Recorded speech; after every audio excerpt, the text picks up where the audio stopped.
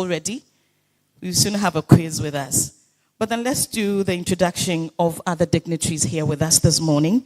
It's a pleasure for me to introduce to you the Dean of the School of Physical Sciences, UCC, Professor Emmanuel Isel. Let me also introduce the rep of the Regional Minister, Mr. Bless Kwame Dake. He's a Chartered Financial Economist, Regional Budget Analyst, Central Regional Coordinating Council. Thank you, sir, for being here. We also have the rep of the MCE for the Cape Coast Metro Assembly, Mr. Joel Opariansa. I am intentionally skipping one very important person behind the table, and that is because there is a John the Baptist who has been prepared to introduce him. And I wouldn't want to take the wind out of the sail of the one to do the introduction. So I am intentionally skipping one person up the stage. Let me also acknowledge the rep of Community Water and Sanitation Agency Cape Coast. If you're here, kindly, thank you very much. We also have the Regional Chief Manager, Ghana Water Company Limited, Cape Coast, Central Region, forgive us. Thank you very much. We also have the regional rep for the Regional Director, Environmental Protection Agency. Thank you, Madam. Help me acknowledge the Head, Department of Chemistry, Professor Victor Achu Bako. Thank you. And the Head, Department of Physics, if you're here, please give us a wave and we acknowledge you. Thank you very much, sir. There is one last person I would acknowledge, and that is the Head Department of Civil Engineering from the Cape Coast Technical University, Engineer Dr. Gabriel Emisa. If you're here, sir, you're supposed to be upstage, so kindly, if our ushers can help him take a seat upstage, we would be grateful. The excitement.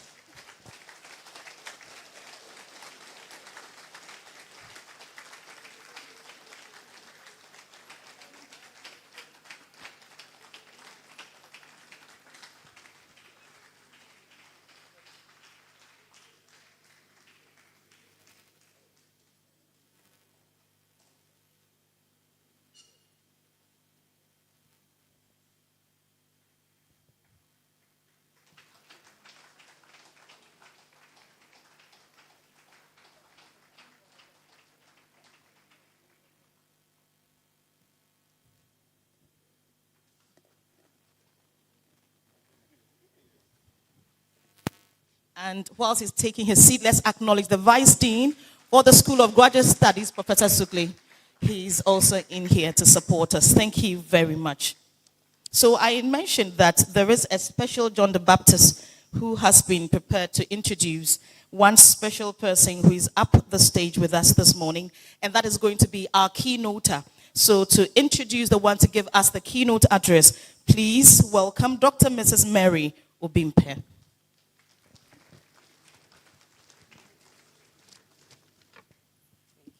Thank you, Akosia. Prof. Chair, I wish to stand on the already established protocol as I introduce the keynote speaker for today's function. Our keynote speaker is a learned man. He pursued his BSc, he pursued a bachelor's in civil engineering from the Kwame Nkrumah University of Science and Technology.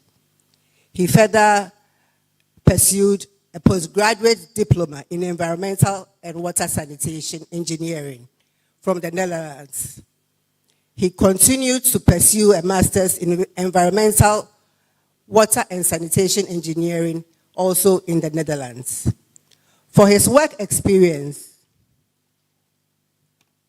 our keynote speaker started his work as a project civil engineer for the UNDP and Ghana water and sanitation projects in the Eastern region, Koforidua. He also continued as a project engineer for UNDP GWSC water and sanitation project also in the Eastern region, Koforidua. He then continued as a regional engineer for Western region, Takoradi. He further acted as the acting regional director in the Western region. He continued as a regional director also in the Western region. In 2010 to 2017, he was the regional director for the Upper East region. From 2017 till now, he is the regional director for the Central region. He is a Christian married with 3 children, and he is the person of Mr. Isaac Quincy Brown, our keynote speaker. With a round of applause, let's welcome him. Thank you.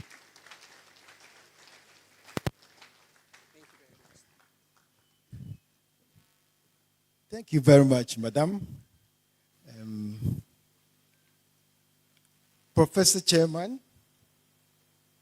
representative of the regional minister, representative of the municipal chief executive,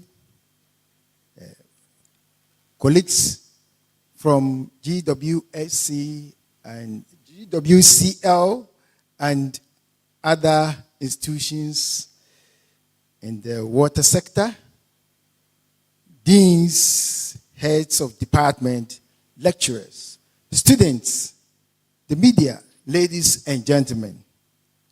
I'm very excited to be here to give the keynote address for this year's World Water Day under the theme, Accelerating Change Through Partnership and Cooperation, at no other place than the University of Cape Coast, a top-class university by all standards.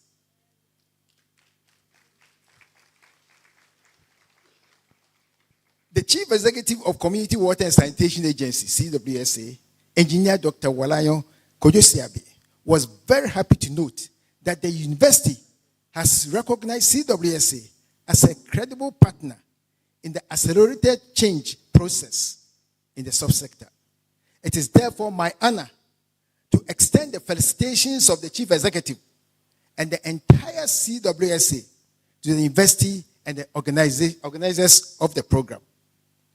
Mr. Chairman, ladies and gentlemen, the United Nations established the World Water Day in 1993 to focus on the sustainable use of water resources and also address the global water crisis.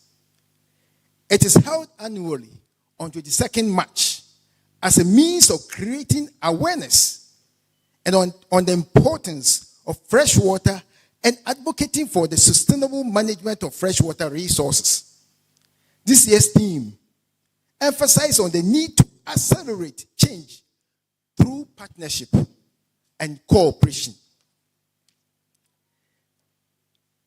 The Sustainable Development Goal, SDG 6, talks about the availability of sustainable management of water and sanitation for all by 2030.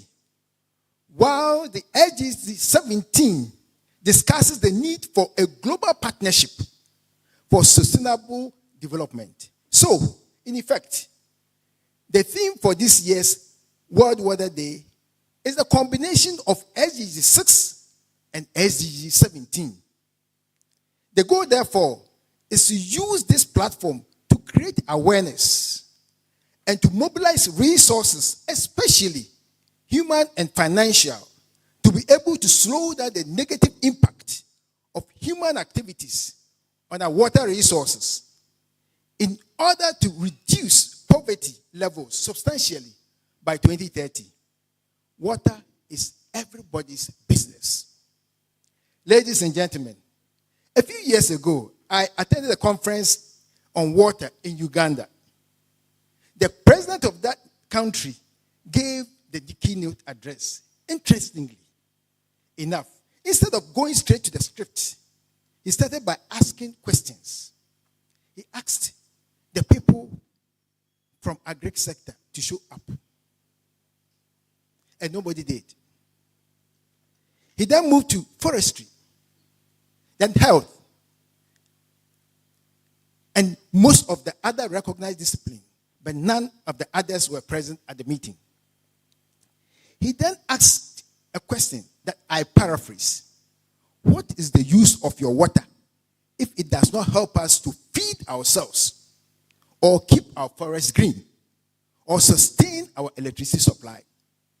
What is the use of the water? He actually made us understand that water defines our very existence on this planet. And that, for that matter, any neglect or an attack on water resources has dire consequences for humanity.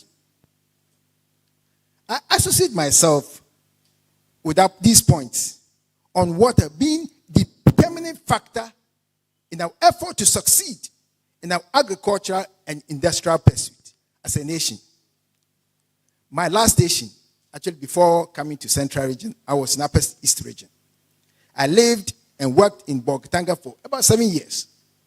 During that period, some of my siblings and friends took advantage of me being there to visit the northern part of the country. In some cases, we visited Burkina Faso. In Burkina, we usually started with the presidential palace. We normally watch it from afar. We could not enter. We then visit, they have a very good hotel. We used to visit the place.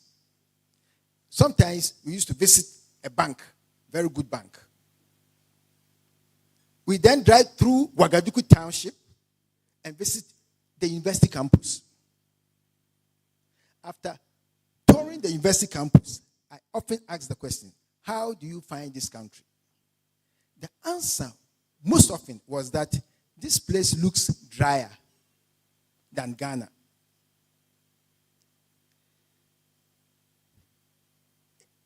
Normally after that, we just find a place, we have a place, we go and eat, and we come back to Ghana. If in case we pass by a truck, an articulated truck, I give my examples there, but if you don't pass any one of them, when we get to Paga, I keep the team there and normally wait until the first truck passes by. Then I ask them, what do you think is in this truck? The long and short of it is that the truck is carrying vegetables. The truck is carrying vegetables from a drier Burkina to the wet Ghana. What an irony. Ladies and gentlemen, in my opinion, if two groups of farmers have similar resources and intellectual abilities, what will make one rich farmer and the other poor one is water. By extension, one cannot sustain a vibrant agro-industrial drive without proper and effective application of water. Certainly, you cannot be a rich farmer when you sell your produce only at the time that everybody else is selling the same produce. I think you cannot be very rich owner of a factory when your raw materials are seasonal. It means that some periods of the year, you have to face the reality of paying staff that are not working for you. I was told that there are dams and irrigation facilities that facilitates production of all year-round vegetable in Burkina Faso. The interesting thing is that I once met a man in Ouagadougou who told me that he ever lived in Navrongo with his father. That is Ghana. And they were doing farming. And actually, he came here to learn irrigation farming. It appears the tables have changed now. I do not think that the farmers in Burkina Faso are equally water and irrigation experts. What I believe is that the country must have developed a system to form partnerships to achieve common national goal. What is your water if it does not help us feed ourselves? Ladies and gentlemen, if we do not form partnerships and speedily get involved to create the desired change to sustain our water resources, the water we are watching on to its destruction will rather destroy us. If you want to understand this statement very well, I will ask you to visit Bolgatanga when it is announced that the Bagri Dam is opened. When you get to Palugu, you appreciate the destruction of water, the destruction water can cause. That water that is producing fresh vegetables will be destroying houses, taking away cattle, sometimes taking away human beings. My heart desire, is to see the completion of the Palugu multi-purpose dam. I think it's a very important project that has to be embarked on. Is the challenge only the lack of financial resources? Maybe yes, maybe no. Perhaps we need partnerships led by the universities. After all, what is education if it does not solve life's problems? Ladies and gentlemen, flooding of water is not only experienced at Palugu when the Bagri is opened, but the national capital and other cities, including Cape Coast, also get flooded sometimes. Let me ask this rhetorical question. If you want to put up a house, what stops you from asking people around that place whether the place is flood prone? Partnerships. It is not possible to have hilly areas in all cities for building purposes. But I think with good partnership and cooperation, we can raise foundation or create structures that will allow water to have its way, and we also have our habitation without having our houses inundated with water. That is not acceptable. Partnership can solve that. Ladies and gentlemen, we appreciate the fact that for a long time, the only source of electricity generation in Ghana was from water, hydroelectric power from river water. The last time I checked, hydroelectric power was still the cheapest major source of electricity in the country. In my view, all people living at the banks of Water River and those that use the river are partners that we need to engage consistently to ensure sustainable management of that river. Ladies and gentlemen, water is supposed to be the most abundant natural resource on the planet, yet it is becoming scarce. Water supply in some of our cities is a real challenge. The looming danger is the self-supply. Who monitors the quality of water being consumed?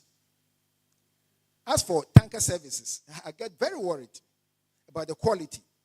But citizenry have no option than to opt for them. What is the quality? What is the state of those tanks?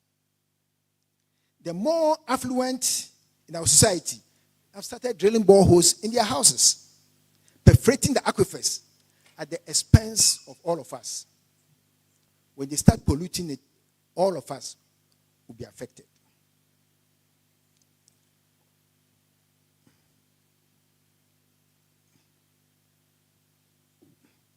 These days, sachet water is heavily patronized, even in the rural areas, impacting heavily on their finances. How do we solve this problem? I think partnership and cooperation. I remember being asked at an interview that, Mr. Brown, consider that you have become a director of the agency, and the sector minister has requested that a director of the agency must accompany him to the Ministry of Finance to fight for funds from the national budget for the agency. Upon arrival at the finance ministry, the finance minister asked you, which ministry's budget must be reduced to make up for your request? I just said, Ministry of Health. The question is, why? I said, if we manage to solve all our water and sanitation issues, Most of our hospitals, especially those in the rural areas, may be turned into event centers. Well, I eventually became a director of an agency. So perhaps my answer was satisfactory. Ladies and gentlemen, I think that if there's any area of our national discourse we should consider seriously, it's the area of the fight against galamsey. Yes, galamsey is a big, big problem, an intractable one. I'm the last person to trivialize the issues related to galamsey. Does it mean that we should look on and let things go the way they are going? If we do not do anything now, one day we may be spending half of our salaries or pension stipends on imported water for our survival. I'm sure that day our grandchildren will ask us, why didn't you do anything, Grandpa, to stop galamsey? Because the budget on water is too high for them. I believe that big problems require big brains to solve them sustainably, but not the big brute. Yes, the brute have their part to play, though, but certainly not sustainable solutions to the problem. Where is the epitome of big brain? The investors. They are the repository of knowledge. I want to reiterate my earlier point. What is the use of knowledge if it does not solve problems? Ladies and gentlemen,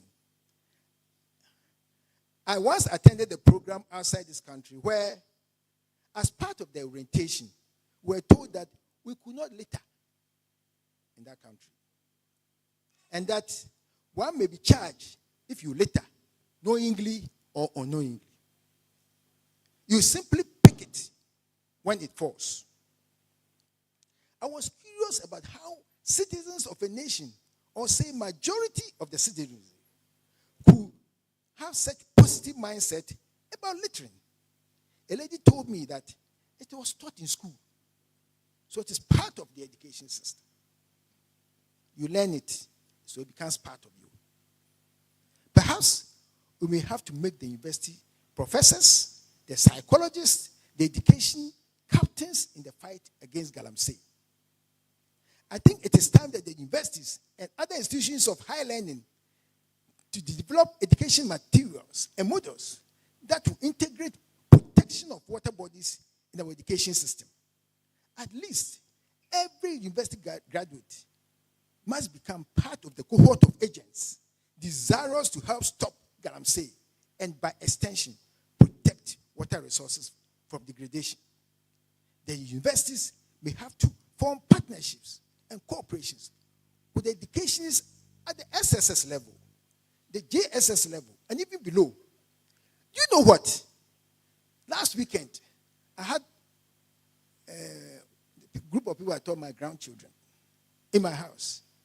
And I just realized that the only way you can stop a toddler now from crying is to hand over to that toddler an electronic gadget. It was strange. They would make all the noise, but they would stop when you give them electronic gadget, an iPad or anything of such. Even phone, your phone, it will keep them quiet. So they watch and they play games on it. Can our academicians develop models of learning materials that could integrate in their games on the iPad in order to influence them to abhor the degradation of our environment at that young age? The Anansi story may be a good example. In folktales, Anansi was always a cheat, but he was always an eventual loser.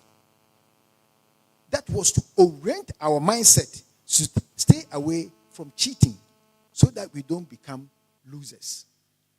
Another one was Chinese films. I don't know whether it's still running around. But growing up, we used to watch Chinese films. there was always a last killer and a blow man. I think I have some witnesses here. Yes, that's it. Yes. The blow man, the last killer, normally beats up everybody.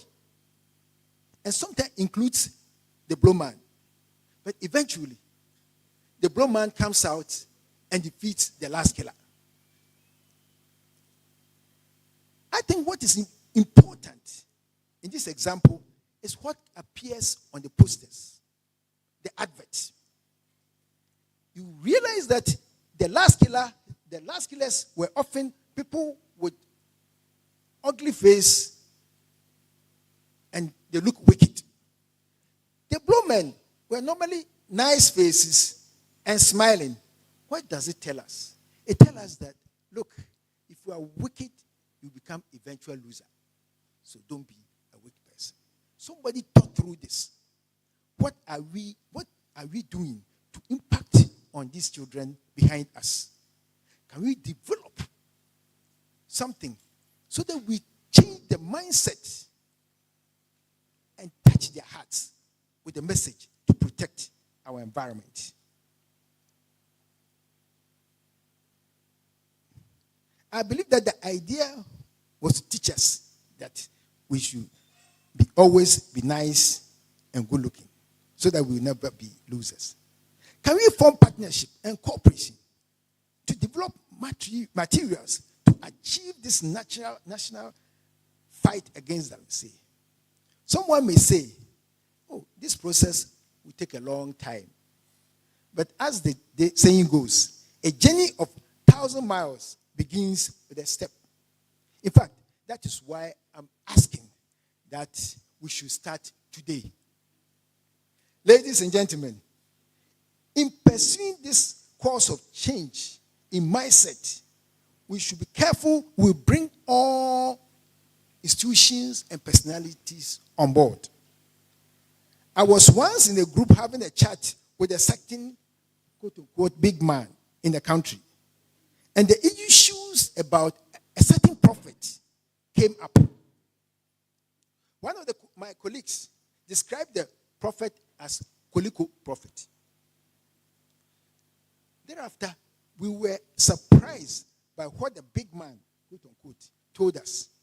He asked my colleague to be measured in his comment about such prophets because he knew that some big men, will call such prophets every morning for direction before they take their breakfast. If a prophet can wield such influence on a big man, he may possibly be a good partner in this fight against Galamsey by creating awareness. But they can't do it on their own. They need orientation. And who can do that best? Academicians. Sometimes it could be very frustrating when, after having developed all the necessary materials and models, you cannot access the people of influence to help bring the proposed solutions to reality. Perhaps we need an unorthodox partner, the slave queen.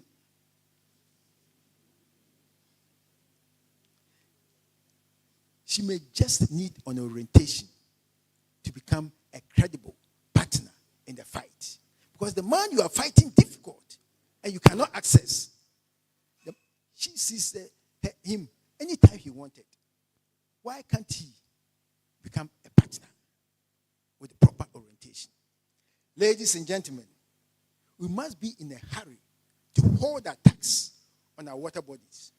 Certainly, we cannot work in silos to achieve our targets. We must form partnership and we must cooperate with others. We may have to think outside the box, even in the identification of credible partners. Perhaps the cause of our solution must even be subjected to research. We need data. The university should be able to do research into this area and give us the right direction, because we cannot stay unconcerned. And we cannot sustain the brute approach. It it may not be sustainable. Probably, that is why the university may have to lead the charge. In all cases, we must confront the challenge and solve them. Otherwise, sooner than later, the bombs and bullets from the Russian army, they may kill more Ghanaians than their Ukraine targets. Thank you very much.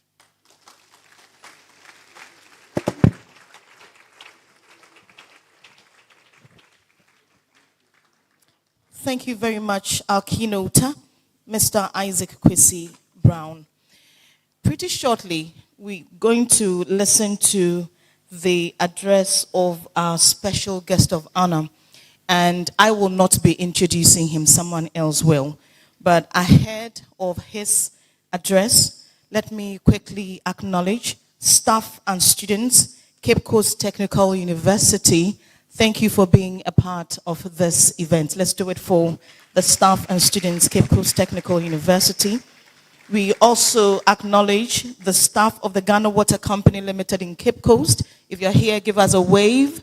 Thank you so much for being a part of this. And let me also recognize our young men and women who are coming from various high schools and junior high schools in the metropolis. First, we acknowledge Ogwa Senior High Technical School. Give us a wave and let's welcome you. Thank you for being a part. Ednaman Senior High School. Ednaman Senior High School, thank you. Cape Coast International School. Cape Coast International School, are you here? Give us a wave. Okay. Academy of Christ the King. Academy of Christ the King, thank you for coming. We also have Mfansipim School. Mfansipim, are you here? The school. Right. Do it for Mfansipim, please. University Practice Senior High School. University Practice Senior High School. Some of us have special interest in Mfansipim because we are affiliates by marriage. That's why you have to do it for them. Adisado College, are you here? Yes, the Zebra Boys are here. St. Augustine's College, the only college you'd find around. Right, that's what they claim. Agri Memorial Senior High School. Do we have Agri Memorial? Let's do it for Agri. Ghana National College. Ghana National College, thank you. Efutu Senior High Technical School. If you're here, give us a wave. Let's do it for Efutu Senior High School. Now to the junior high schools here. University of Cape Coast Junior High School. Are we here? Imam Khomeini Islamic Basic School. Give us a wave and let's acknowledge you. Yes, at the extreme end. Thank you for being a part. We have ATSU'S MA Basic School. ATSU'S MA Basic School. Kwapro MA Basic School.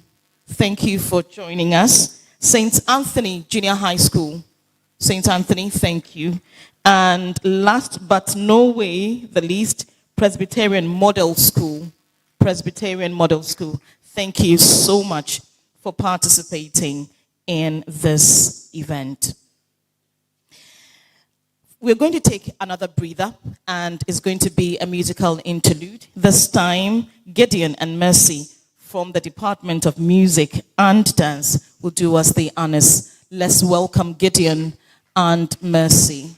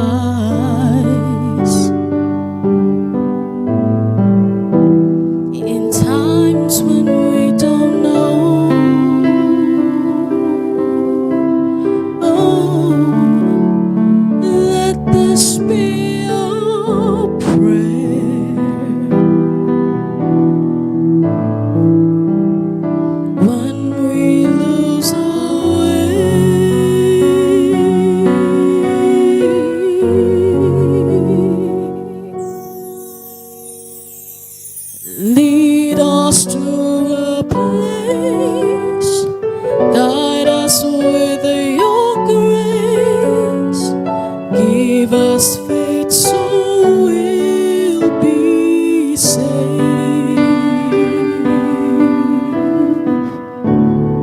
La luce che ti dà Find your light nel cuore resterò. and hold it in our hearts. Ricordaci When che stars go out each night, eterna stella remind us where you are. nella mia preghiera. Let this be our prayer. Quanta fede che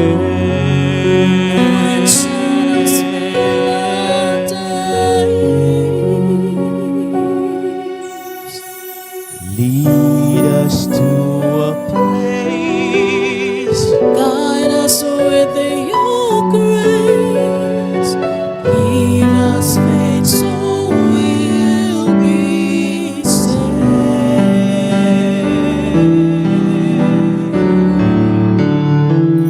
Sogniamo mondo senza più violenza. Un mondo di giustizia e di speranza.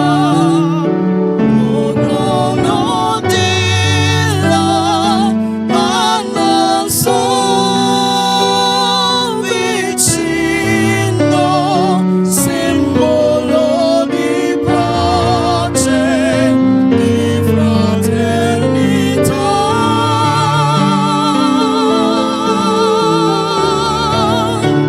la forza che ci dai.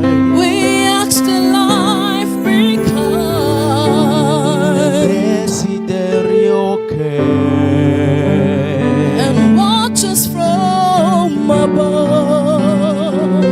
non troviamo. We hope it's all we'll find. Dentro sé Another soul to love. Let this be our prayer.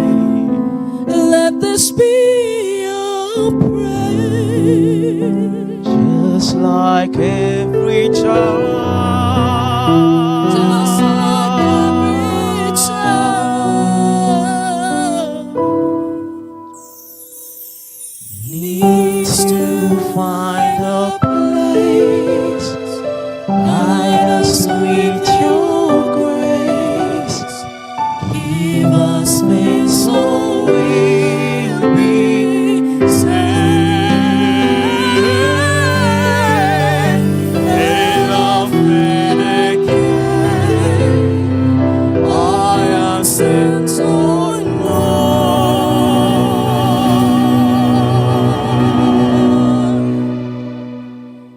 Sento che ci salve.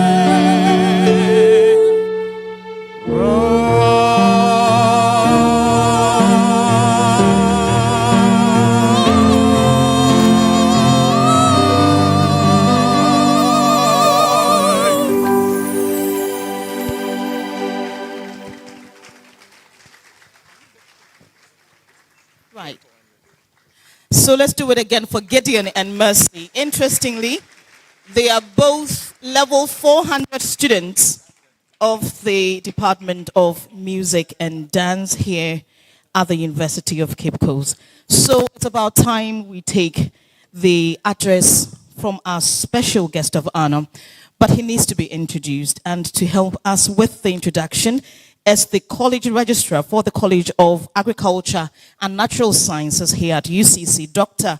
Mrs. Mary Obimpe. Let's welcome her again. Thank you very much, Akosia. Prof. Chair, distinguished ladies and gentlemen,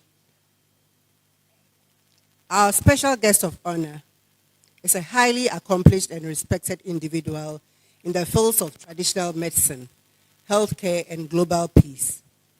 He has served as the President General of the Center of Awareness Global Peace Mission, COA GPM, an NGO founded in 1988 and registered in 2000. He is dedicated to promoting peace across the world.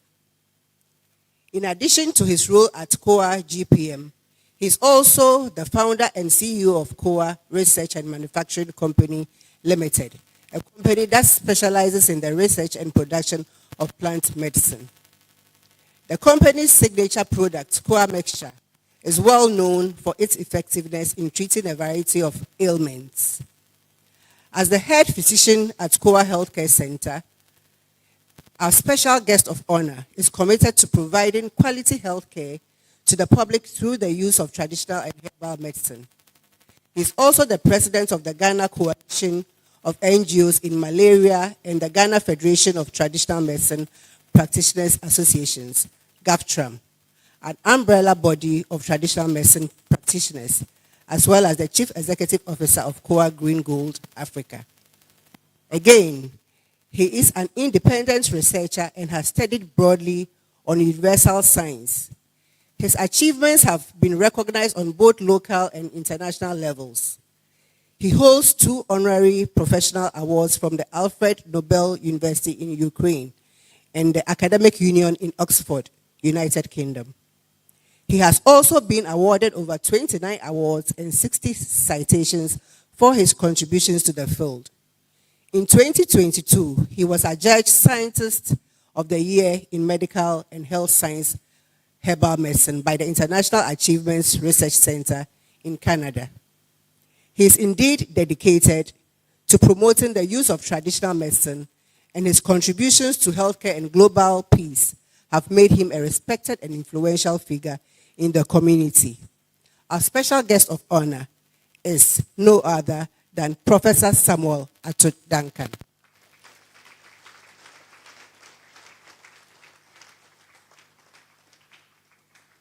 Thank you very much.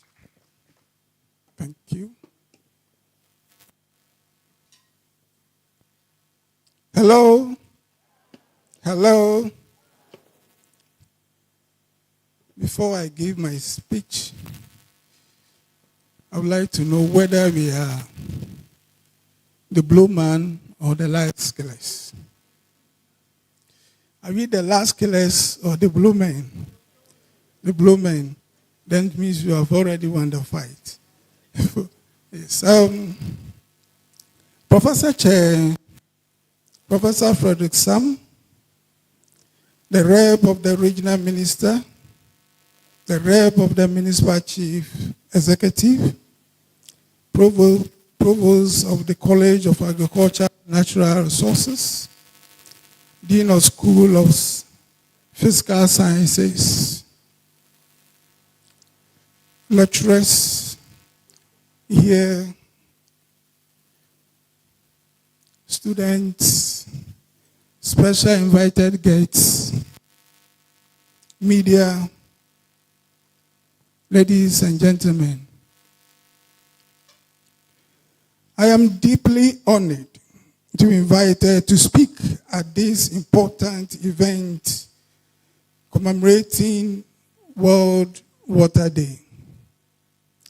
I want to extend my appreciation to the Department of Water and Sanitation at the University of Cape Coast for organizing this event and for their commitment to raising awareness and inspiring action to address the water and sanitation crisis. Today's theme, accelerating change through partnership and cooperation, is particularly relevant to the current situation in Ghana. Water is a fundamental human need and a critical resource for all life on earth. It is therefore essential that we protect and conserve this precious resource. Unfortunately, the water crisis is a global problem that affects millions of people around the world. In Ghana, the crisis has been aggravated by the increasing menace of water pollution as a result of illegal mining and other environmentally unfriendly activities. And the keynote speaker highlighted on the illegal mining, the Galamsey.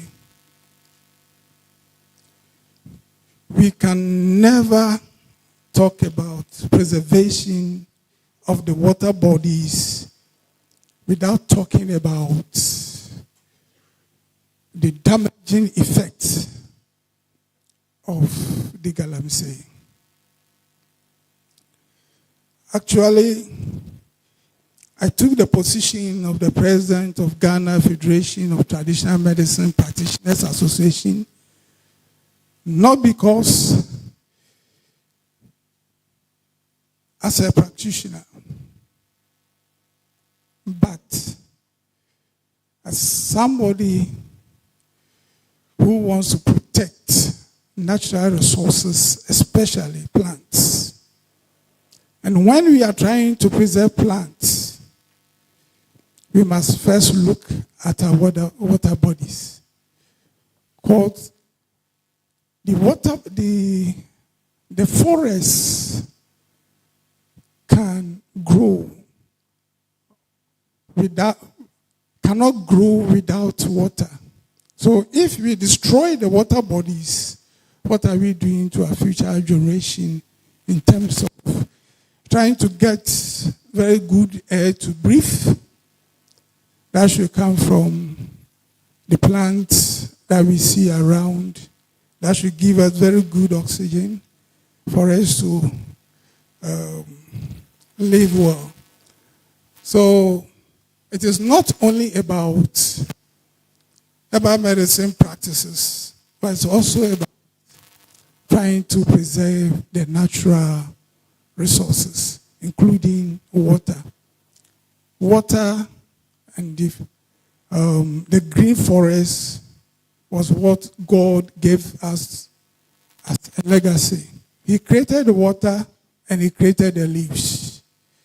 So these are the two key areas we have to try as much as possible to protect.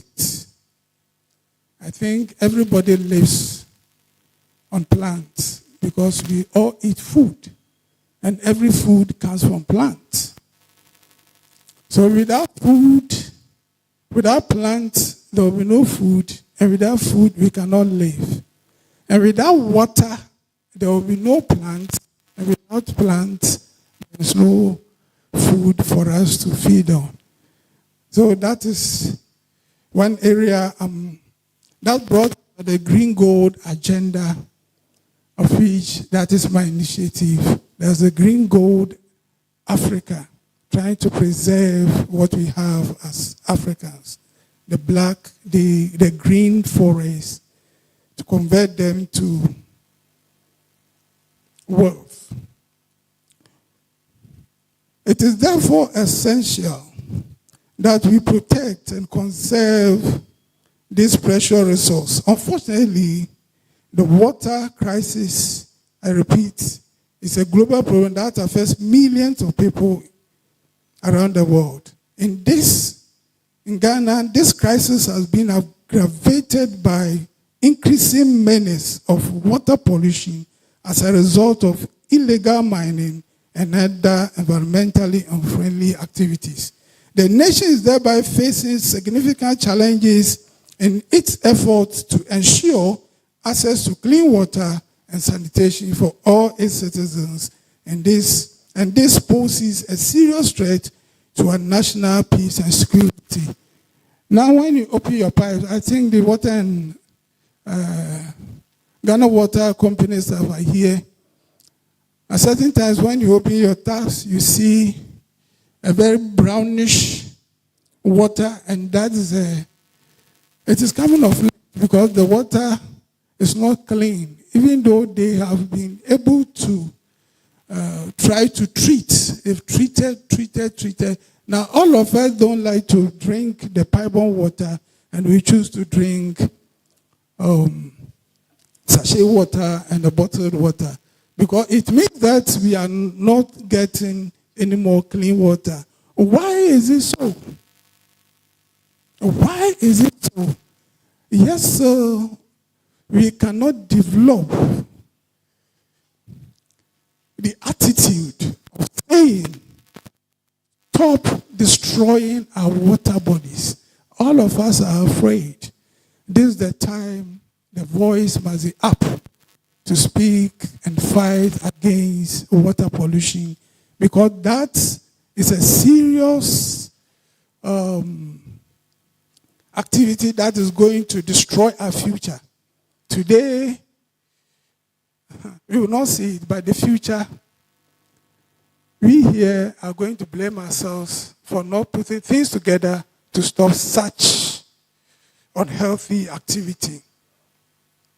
A study conducted by the Water Research Institute in Ghana found that about 70% of water sources in Ghana are contaminated, mainly due to human activities such as illegal mining, improper waste disposal, and poor sanitation practices.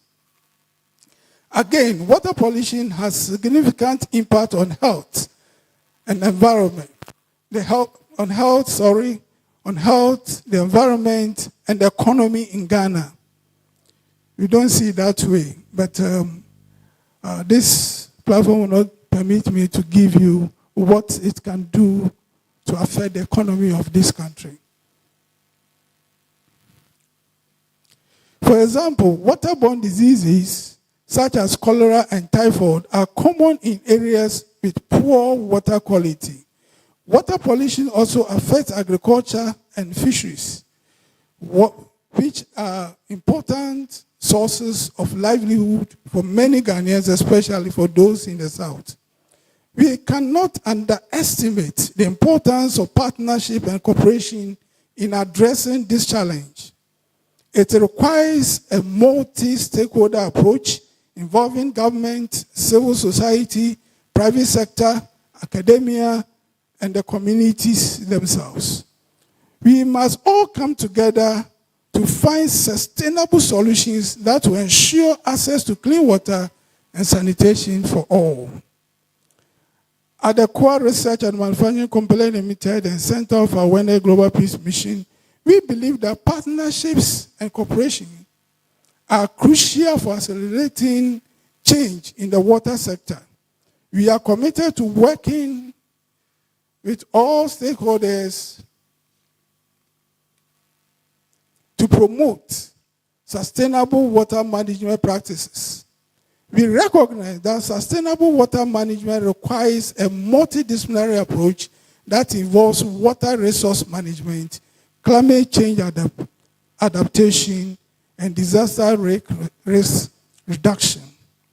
Partnerships can lead to the exchange of knowledge, expertise, and resources that can help to accelerate change.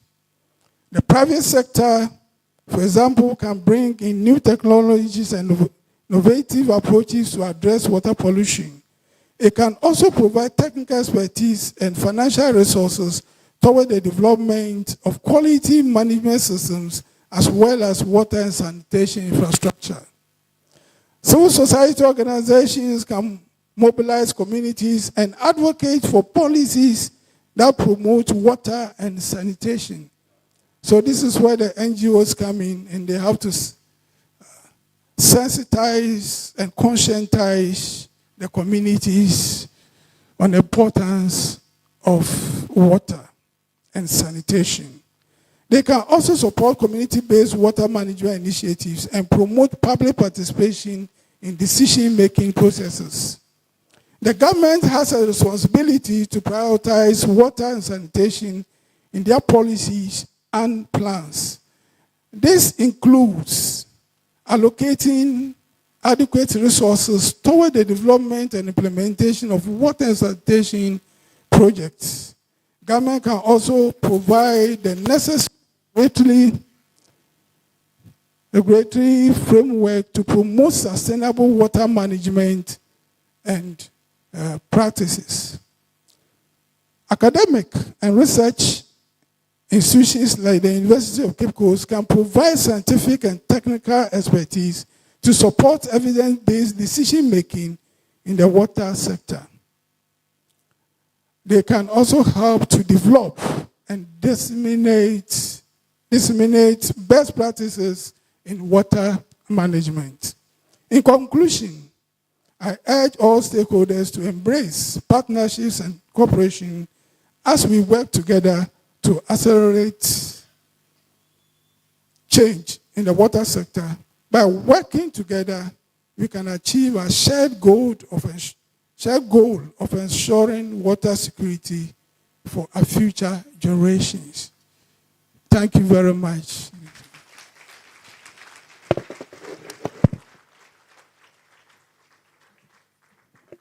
Thank you very much, Prof. Duncan. Let's do it for Prof again. Thank you so much. Whilst we do that, we also acknowledge our headline sponsors as Global Peace Mission, and it's headed by the one who just gave us the special guest address, and that's Professor Samuel Ato Duncan. Thank you very much, sir, for the support. So we are all doing this towards ensuring a sustainable access to safe drinking water. And at this point, we're going to look at UCC's contribution towards sustainable access to safe drinking water. And I'll call on Professor Albert Ebo Duncan to do us the honors with this particular presentation. Let's welcome Professor Duncan as he also comes up stage to deliver his presentation. Let's do it for him whilst he descends the stairs. He's actually coming from behind you.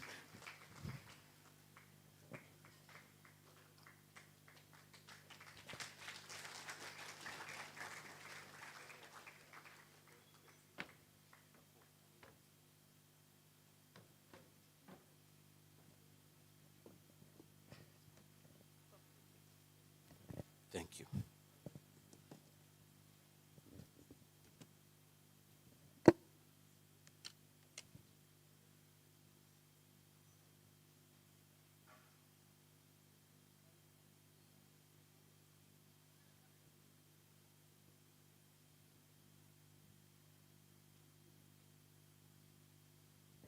Good morning once again.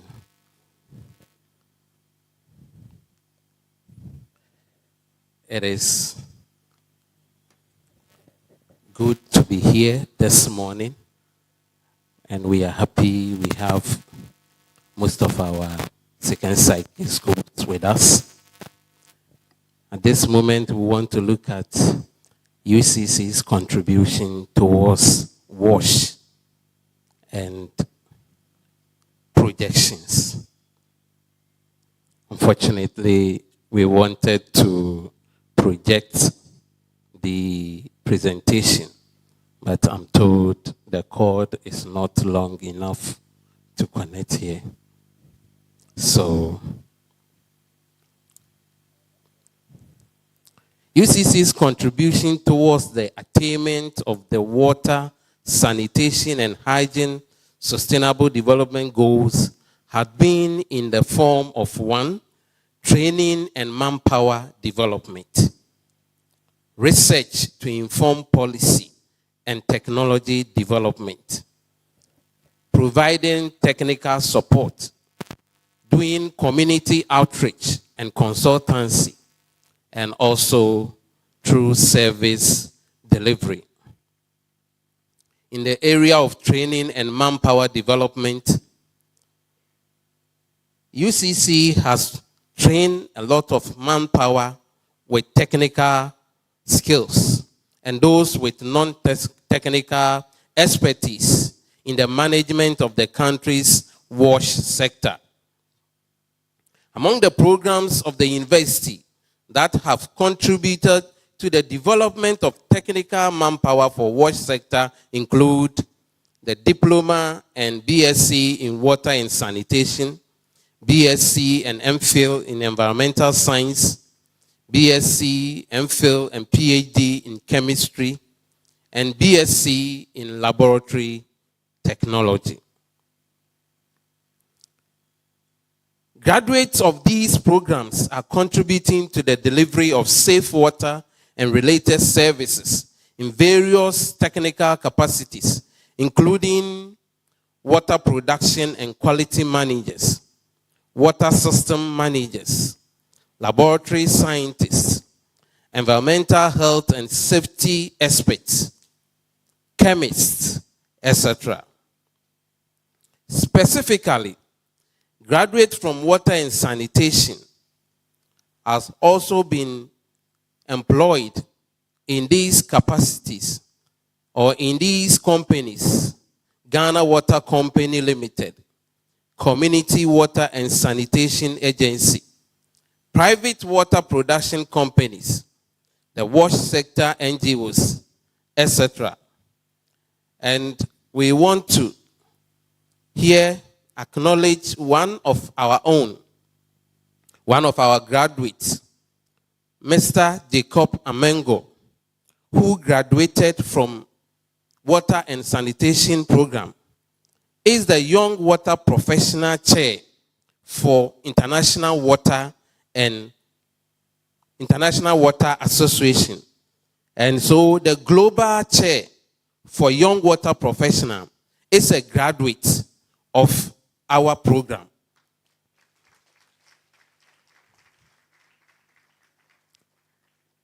It was rather unfortunate. We wanted to invite him to the program, but as we speak, he is in Canada, so he is not available. We want to look at area of research. We said that in the area of research, we do research to inform policy and technology development.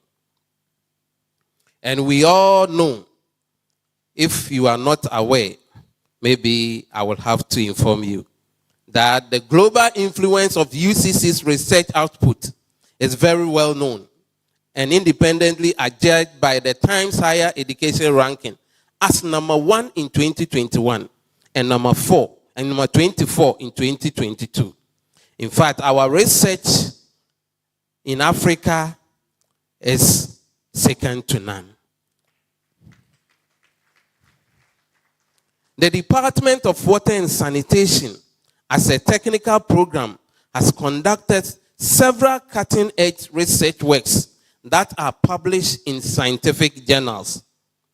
Perhaps where we have some work to do is how to reach out to industry and other external stakeholders with our research findings to translate them into useful input for national policies, technology development, and organizational strategies.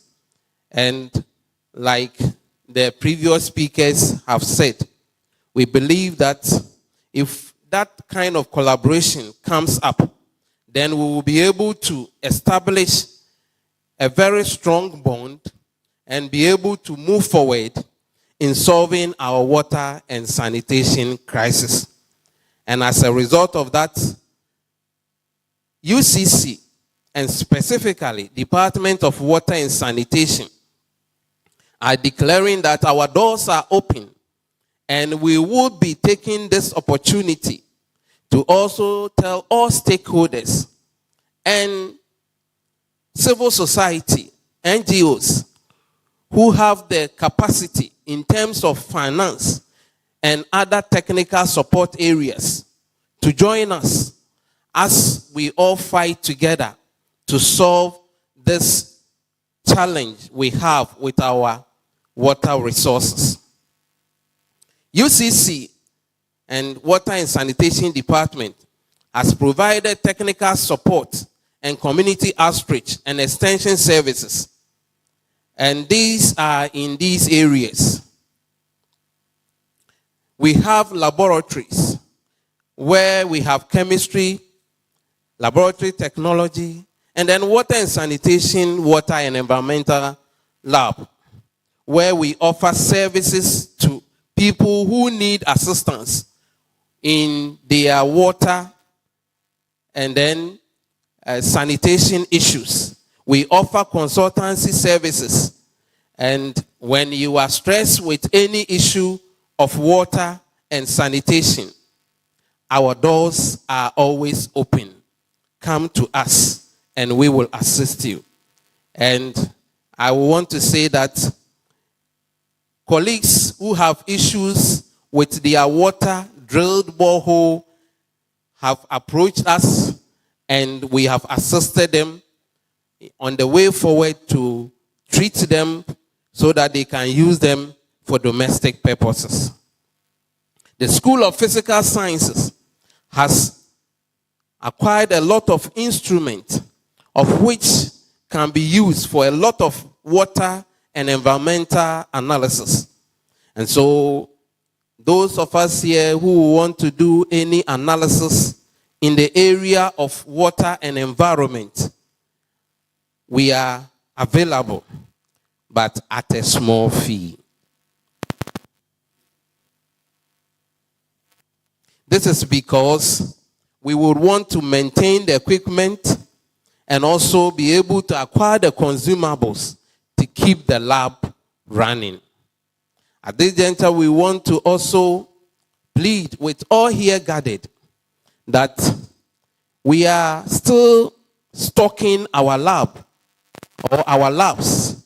And so any assistance in that direction would always be welcome, so that together we can accelerate the change that we are talking about.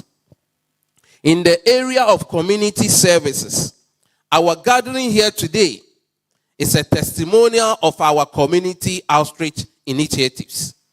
We are always in the mood to create awareness.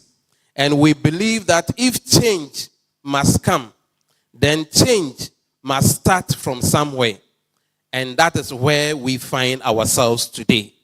We believe that if all of us will embrace the change that we are talking about, the change and the awareness that we are creating, then together in our own small corner, we'll be able to brighten that corner and help sensitize and educate our friends and our colleagues so that this change we are talking about will become a reality. The Department of Water and Sanitation has over the years collaborated with ATL-FM to educate and sensitize the public during national and international programs such as these. The staff of the university has also been providing technical support and input into various national policies and regulations, as well as extension services to some organizations. Presently, the Ghana Standard Authority is in the process of gazetting a national standard for household water treatment products and technologies to safeguard health and safety. And the technical committee is chaired by a professor from our department. Oh, I thought you would clap well. Thank you. This is to tell us that we are not confined to our department. We are reaching out. And in any capacity that we can help as a department, we are always ready to deliver. In the area of service delivery, with the increasing demand for packaged water in the country and the need to balance profitability with public safety, UCC has taken it upon itself to serve the university community and the general public with bottled and sachet water under the branded name U-Splash. And in collaboration with the Department of Water and Sanitation, we have been providing the technical assistance to the quality of the water that goes out. And so, if you take UCC water, you are safe because the quality is good. We want to talk about some few projections in the area of research and collaborations, as well as the programs we project in the future. In the area of research, we are handicapped when it comes to research because we don't have the financial capabilities to do what we have to do, even though we are doing what we can do at the moment. We believe that if we get assistance, we'll be able to monitor our water quality, set up a treatment technology system at the laboratory scale to look at how best our water bodies that have been polluted can be treated, and also be able to educate the public with the findings that will come out of our research. By this means, we are asking for collaborations. We know that without the private sector, it will be very difficult for some of the things to be achieved. And by this, we are asking all gathered here, in any capacity that we can be helped. As a department, we don't have any vehicle. We fall on the School of Physical Science. But for research purposes, if the department has a pickup for which it can go to the field, those of us who have been to the field before, you would understand that it's not a saloon car issue. It's either a pickup or a big SUV. And we are calling on all gathered here. If you can support us in this capacity, the department will be very grateful. Currently, the department is running one program that is Water and Sanitation, BSc. But as we move ahead or we go forward, there are new programs that are going to be introduced. And we are praying that if all things work out, then next academic year, we may be able to mount water and environment, public health engineering. We are going to mount water and public health engineering. And there would also be chemical engineering. And we believe that with that, UCC will be fully fledged in all areas. Because as we speak, if you look at the medical school, UCC is the best in the country. And we believe that when we start our engineering, we will also top the country. Thank you very much.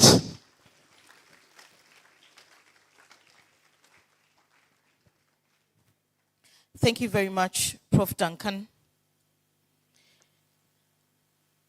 We're going to take some few presentations from our external stakeholders, and I'll start with the Ghana Water Company Limited.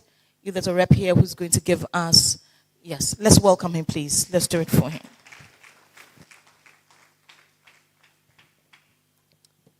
Thank you very much. Professor Chair, if you allow me, I would like to leverage on the already observed protocols. And I'm excited to be here because it's been about 21 years after graduation. I can see some of my lecturers, my seniors, and my course mates.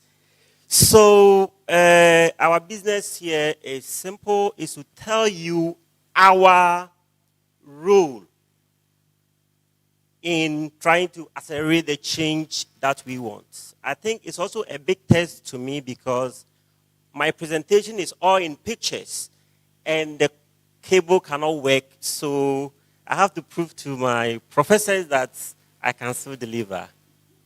So the vision of Ghana Water Company is to become a world-class utility. Our mandate falls right under the SDG goal number 6, the first target, to provide safe and affordable drinking water to all by 2030. Question is, Prof. and community water, I think you've done part of my job for me. Wow, I'm lucky. Please go ahead. My name is Nicholas Heniampon Ochri. I do this on behalf of my chief manager, Mr. Atiapa. Yes. So that is our. Please, can you go ahead? Okay. This is what Ghana Water Company we do. We take the raw water, we treat it, we transport it, then we distribute, sell to you, and take our money so that we can serve you better. Please go ahead. Okay.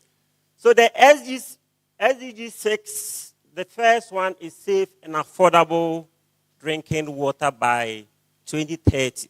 Question is, the way we are treating the raw water, we are polluting the water.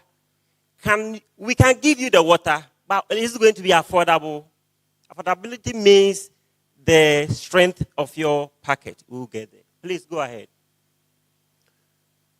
Accelerating the change through partnership and collaboration. You can see once in a while we communicate with our partners, we collaborate with everybody who matters. Please go ahead. So Ghana Water Company, we have about 91 systems. Depending on the yellow dot, depending upon the size, it tells you the size of the plant. We have 13 plus 1 regions, 110 districts, and 2 special units. Please go ahead. Okay. We have about 900,000 connections. Please go ahead. That is national. Regionally, in Central Region, we have 83,000 connections and 9 systems. Out of the 91, Central Region has 9 systems. This and the next 2 slides tells you the different, projects at different levels of implementation, from proposals to feasibility studies to implementation. All these projects are trying to expand the access to water, but to achieve the 2030 targets. So wherever you see the red, it tells you of the projects that we are anticipating to carry out in Central Region. You can see that in most of them, there are more than $50 million, 50 million euros. Please go ahead. For here, the next one, previous one.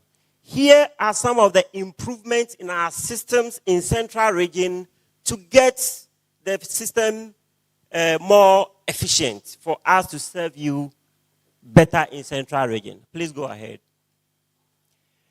In order to make sure that we can assure the quality of water that comes into your homes, we have the water quality safety plans statement. It's a document that we follow it to follow the water right from the source to the consumer's tap. Sometimes you can give clean water, but right in the consumer's home, the water is polluted. So that is what the water safety plans does.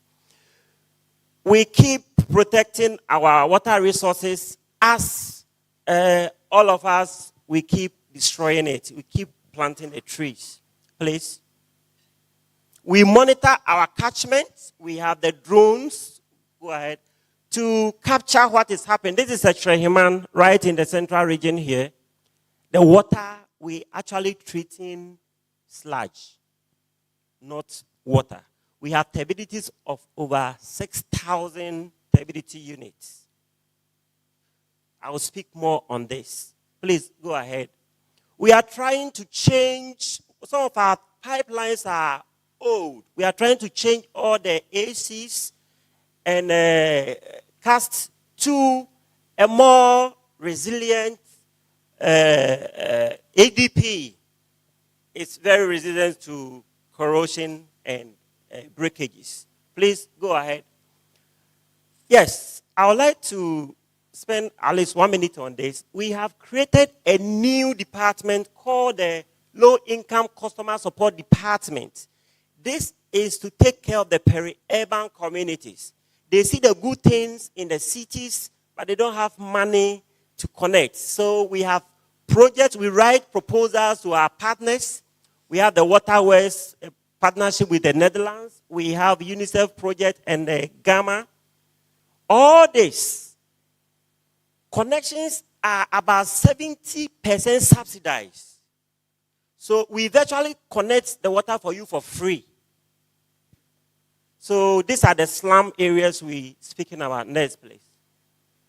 So these are some of the footages from the projects. Can you go on? Okay, go ahead. Go ahead. Okay.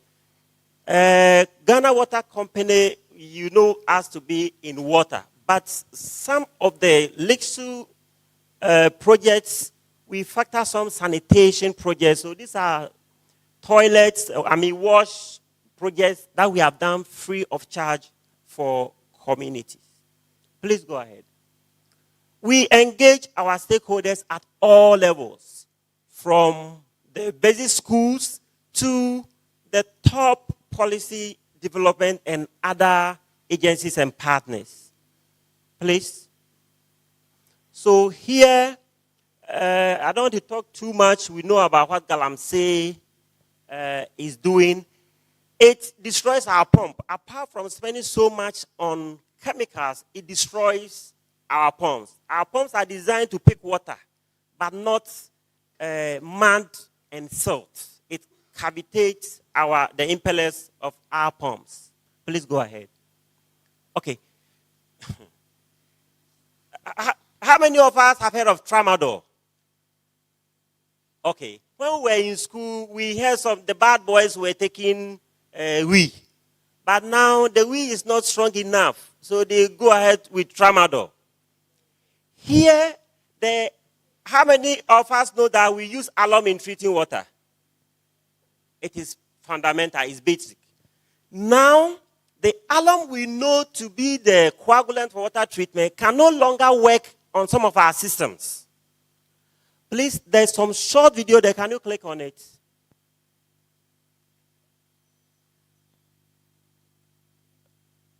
Video presentation can always disappoint you. So, yes. So this is the kind of water we are treating. So the alum can no longer work.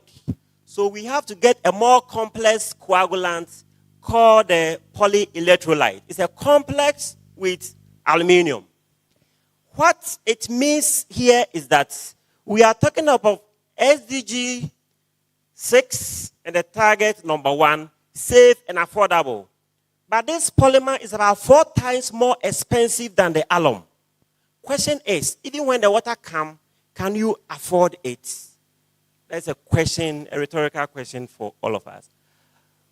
Please go ahead. We also educate the public on our social media platforms. So we tell you to use water wisely. Please go ahead. So when there is a leakage, please report it to us. Don't use the water hose to wash your vehicles. You can use the buckets. Where there are leakages, you fix them. You may say, I am rich, so I can use treated water to water my lawns. But the other person in the neighborhood doesn't have water to drink. So as much as possible, we shouldn't use drinking water to water our lawns. Please go ahead. On this note, I would say thank you very much. And your we can do better with your feedbacks. And also access our social media platforms. Thank you very much.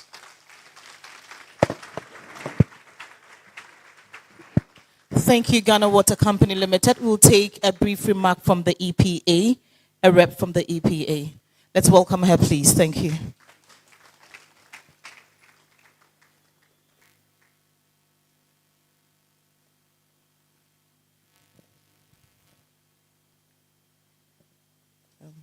Good morning, Mr. Chairman, and all other protocols observed. My name is Ama Tanwasam from the EPA. I'm representing my boss.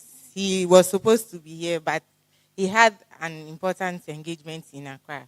So he's so sorry not to be here.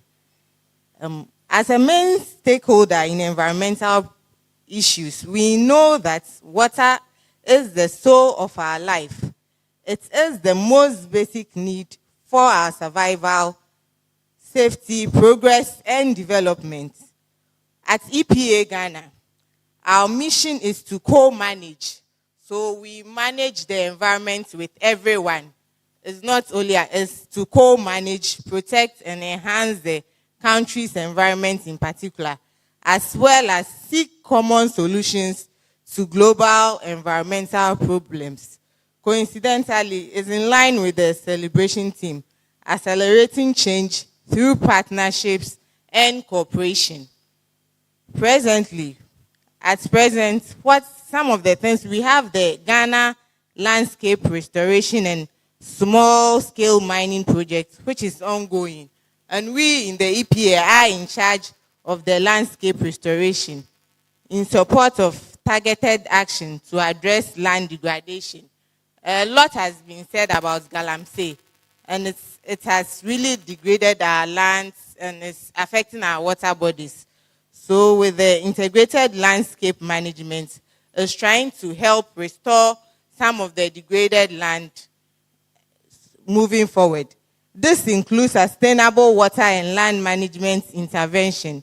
And it's the third component of this project is actually for agriculture and water. And it's about vegetation establishments along the riparian vegetation, that's along water bodies. Most of the vegetation along our water bodies have been removed by those doing Galamsey and other environmental things. So we are trying to reestablish this vegetation. And this is being done in conjunction with MOFA. Also, there is the buffer zone policy, which sets procedures for managing and controlling activities such as agriculture, mining, and inappropriate disposal of waste into water bodies and catchments, which affects water quality. As a regulator, we regulate all the sectors of the economy: industries, healthcare, mining, and construction. So we have, during the regulation, we have standards that we've set for discharge of wastewater from their activities, which needs to be treated before being discharged into the external environment.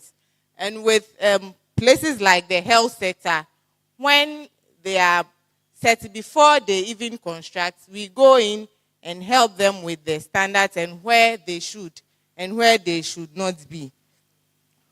To prevent contamination of water bodies. All these efforts are to accelerate sustainable water supply and achieving the SDG 6, clean water and sanitation.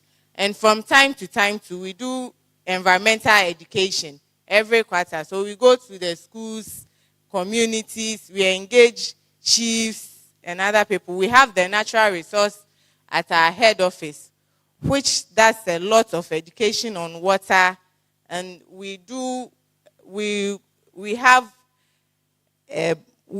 to other stakeholders like the assemblies. We do collaborations with them on their SIA and how to plan other things. Thank you very much. Thank you very much. We'll pick the final remark, and it's going to come from the Community Water and Sanitation Agency. Let's welcome her. Thank you. Good morning. Professor Chair, kindly permit me to introduce myself and what Community Water is doing towards sustainable water in Ghana. I'm Ernestina Ohinewa Adenchi, Extension Services Specialist of Community Water and Sanitation Agency, Cape Coast. Today, as we all know, we are looking for ways and means to sustain our water, not only for us, but also for future generations. And moving back, Community Water as an agency had a history, and we are trying to change that history. And that is important for all of us. And with this, I always ask a question. And today, I would like an answer from all of us. How many of us are from Cape Coast, Kumasi, Accra, Tamale, Sunyani? Can I see by hand? How many of us? Hello? I don't mean you live in Cape Coast or Accra, but are you really from here? Are you really from Accra? Why am I asking this question? We all have roots in the villages, don't we? And this is where community water comes in. You may be in Accra or Cape Coast enjoying quality water, but one day you may go to the village, probably for a funeral, wedding, or other social gathering. I don't think you can pack all the water you will need for your vegetables, for your fruits, for other things. You may go with maybe a bottle or two for drinking, but you may need water to wash your vegetables. So we can't neglect the rural water subsector when we are talking about sustainability of quality water in Ghana. Sorry, I was waiting for my presentation. Thank you. Yeah, I think I have it on. Yes. So I'll be talking briefly about community water as an agency, the key interventions or reforms that have been carried out, then some achievements, and a bit of conclusion. It's quite a brief one, though. So community water as an agency was established by Act 564 in 1998 to facilitate the provision of safe water to rural communities and small towns. So you get the question I asked. This is our goal as an agency. We handle rural communities and small towns. But here is the case. We are looking at so many things happening in Ghana, which other speakers have discussed. Galamsey is one. Individuals are also sinking their own boreholes because they don't trust water quality. And this goes a long way to affect sustainability of our water resources. And as an agency, this chart is what we used to do. We used to because things have changed. So in earlier years, community water will source funds from donors, government, and put up water facilities, sanitation facilities. And these are also often given to communities to manage. So we train what we call WSMTs, water and sanitation management teams. And these people are often nominated from the communities. So if the chief says, I prefer this man to be on the board, whether educated or not, that person has to be on the board. And this person is going to manage the water for us. When we go for a funeral, we use that water. In most cases, they are often less educated, less in quotes. And the facilities, please, the image again, I'm not done. Thank you. The facilities legally are handed over to the district assemblies because at the decentralized level, they are in charge. But their role is to monitor and supervise the activities of the WSMTs or the water board at the community level. Here is the case the assemblies will come. Oh, the water board has come to me. They have a major challenge. They cannot run the system. The system is broken down. They are indebted to ECG. So many complaints, so many challenges. We don't have money. Community water, come in. Then the cycle continues. Community water looks for funds, donors, government, other private institutions comes in, and on and on. But can we sustain our water resources in the rural sector if we continue with this cycle? Please, an answer. No. Please, let's proceed. So, we came at a crossroad. Ghana attained lower middle income status. And that means we have limited access to loans. Remember I said we used to go for donors so that they can come in and support us financially to put up facilities. Now we are limited. And another thing is that we need to meet SDG 6. Which requires that we send water close to people as possible. So we have to take a decision. Okay, let's carry out some research. And the research showed that most of the facilities that were provided under donor support and the GOG support were broken down. What do? Can we sustain ourselves? No. Let's find out whether we can. These are some of the challenges that were discovered during the research. Aside the fact that some systems were broken down, others were operating below capacity. And there was also a question of the capacity of the WSMT, the water board. As I said earlier, less educated. Now we need sophisticated approach to manage quality water. And these people cannot handle that, obviously. And then there was also issue of water quality. I don't know whether you are aware, but some have been serving raw water for so many years to customers. I don't mean Cape Coast. I'm talking about the rural water sector, rural communities. I will not mention names though. They are supposed to run series of laboratory tests to know the status of the water. But you find a situation where they don't run the test at all. And in some cases, some will run the test, but they don't even know what it means. They can't interpret. This means that we cannot sustain this system. Please, let's continue. And then systems are also designed. When I say system, I'm referring to a water facility that has been provided. And these systems are supposed to last for a period, usually 10 years, and after which there has to be some redevelopment.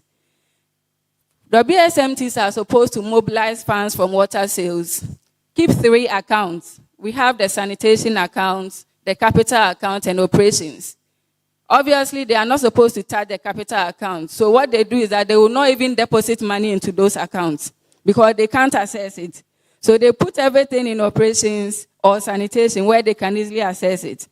So when there's a major breakdown, there are no funds. So it's either the system collapses, they look elsewhere, politicians come in, make promises, and that's the end. There are so many systems, especially in central region, that are currently broken down. People have run back to the well or the stream for water. This is not sustainable. And then also, there are high indebtedness of customers. Since the people are already from the community, my uncle is fetching water, my grandma, my auntie, my friends, so I can't go to them for water bill. So high indebtedness of customers. People are not paying bills, especially traditional leaders. Oh, I'm the landlord, I'm the owner of this community. You can't come to me for water bills. And then indebtedness to ECG. They don't pay for power. So you see a series of complaints coming where ECG had disconnected most of the systems. People are finding it difficult to get quality water. So they go back to the stream, something we wish to avoid under SDG 6. Then high non-revenue water, a lot of illegal connections. They don't know how to trace it or they don't want to do it. And let me emphasize this. The people chosen to manage the water, they are often volunteers. No one pays them. They only take some small percentage when they go for meetings. So that was how they had to also find a way to satisfy themselves financially. So they don't bother themselves with illegal connections. And if there's pipe burst, they obviously don't care, or they don't even know about it because they don't walk on the lines and track these things. So there were high cases of non-revenue water. And then in most cases, they run to the district assembly. And as we know, they are also limited in terms of funds for development activities. So the answer becomes no, or come back later.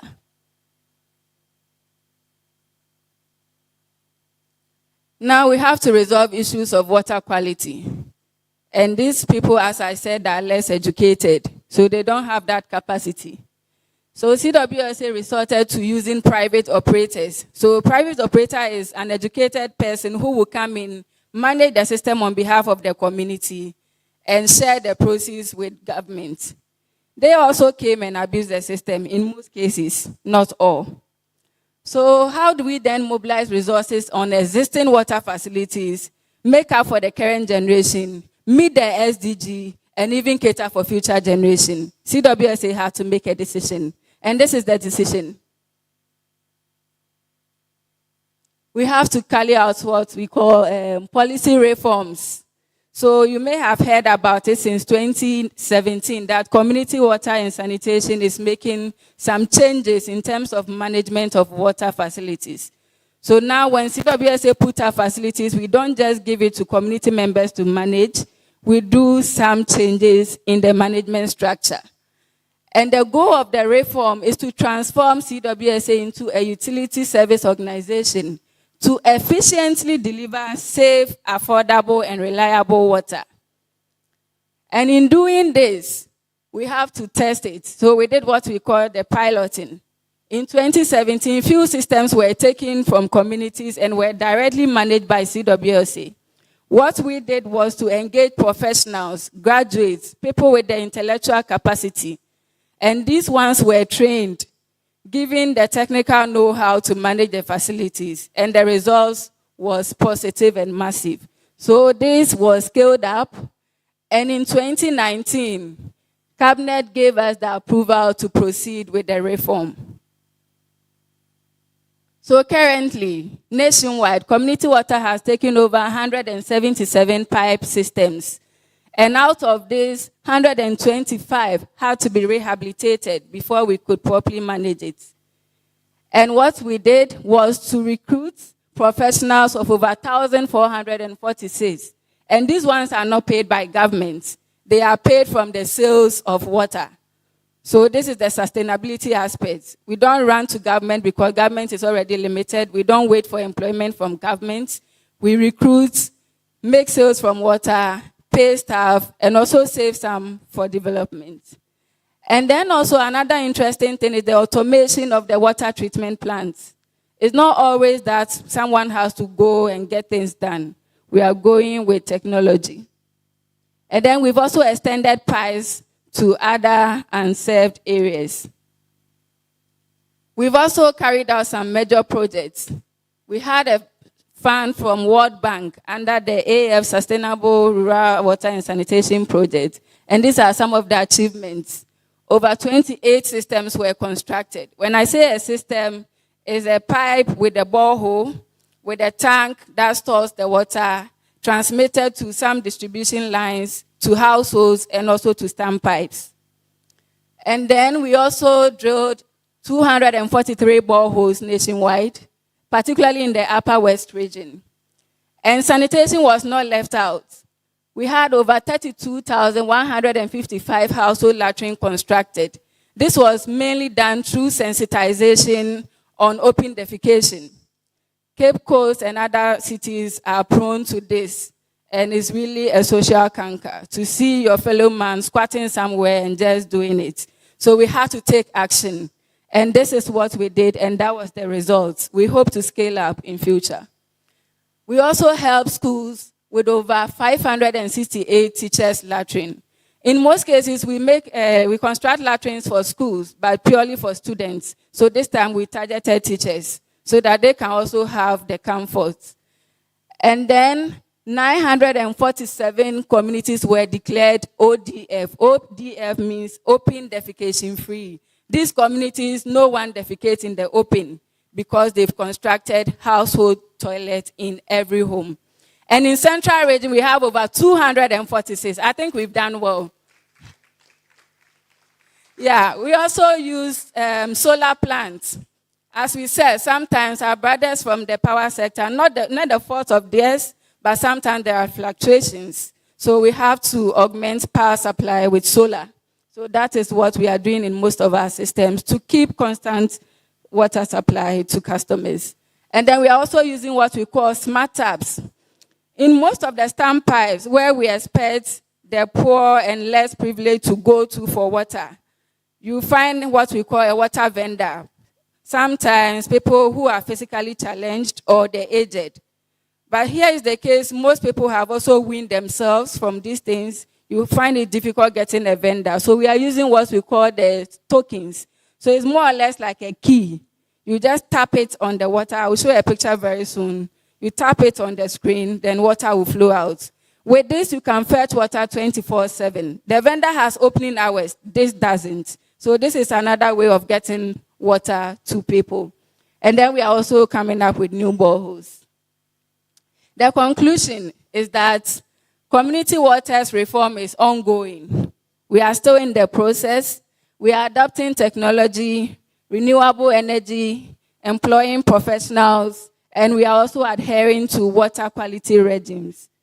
And we hope with this intervention and other planned intervention, we can achieve the SDG 6 in rural communities and also in the peri-urban sector and also for other future generations to come. Thank you very much. Thank you very much, Community Water and Sanitation. So gradually we are about wrapping up, but we'll pick an address by the rep of the Central Regional Minister, and I'll call on Mr. Bless Kwame Dake to do us the honors. Please welcome him as he gives us his address as well.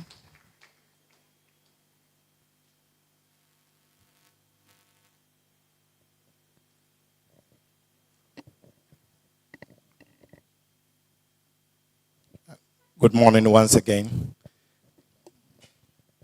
Professor Chair, I would like to stand on the existing protocols and deliver the speech of the Honorable Central Regional Minister, Honorable Justina Marigold Hassan. And these are her words, and so I cannot take anything out of it. Also, I would have said that as a result of other speeches delivered earlier on, I would want to summarize that. But I cannot do that now. So I want to go straight to the issues that she would like you to listen to. I am glad to be part of this important gathering marking the 2023 World Water Day celebration. As you may be aware, World Water Day is held annually on 22nd March as a means of focusing attention on the importance of fresh water and advocating for the sustainable management of freshwater resources. It is about taking action to tackle the global water crisis in support of Sustainable Development Goal SDG 6, to wit, water and sanitation for all by 2030. This day was first formally proposed in Agenda 21 of the 1992 United Nations Conference on Environment and Development in Rio de Janeiro in Brazil. In December 1992, the United Nations General Assembly adopted Resolution ARES 47193, by which 22nd of March of every year was declared World Day for Water. Therefore, in 1993, the first World Water Day was observed. This year, 2023, World Water Day focuses on accelerating change to solve the global water and sanitation crisis, and United Nations Educational, Scientific and Cultural Organization, UNESCO, is the lead United Nations agency. I believe you all will agree with me that water constitutes the pivot of life, and therefore, the saying that water is life.